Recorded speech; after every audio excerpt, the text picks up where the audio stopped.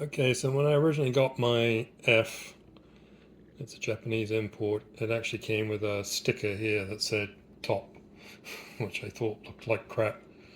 So I managed to get most of the sticker off, but it scratched it up a little bit and I was never really particularly happy with the result.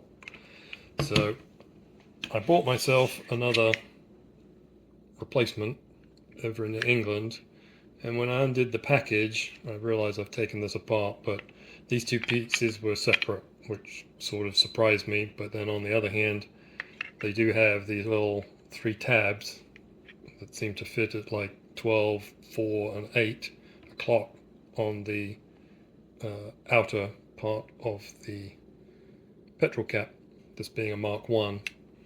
So it got me thinking, even though I've taken this apart following some other instructions, whether you actually need to take the key barrel out of a Mark 1 or whether you can simply transfer the entire centerpiece. So this being the upper mark that sort of sits like that, that's 12 o'clock, and that's the mark on the car. What I think you can actually do is, if you know where the let me get this right, so that's 12 o'clock, so there's a tab about where my thumbs are, and I'm just going to push and I can start to feel the centerpiece coming out.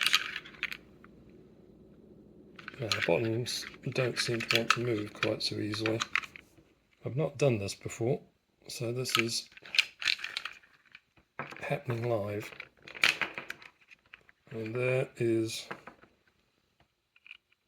my old petrol cap with the silly mark on it removed. So now I want to put this back in, but I should have remembered which way round it was exactly so that I get which tab. So that's probably like, where's my top? Here's my 1 o'clock position. So that would be the top tab, that would be the key turned. We might go and check that before we press it home, but it looks like you can just pop it out and put it back in without having to remove all this key barrel stuff.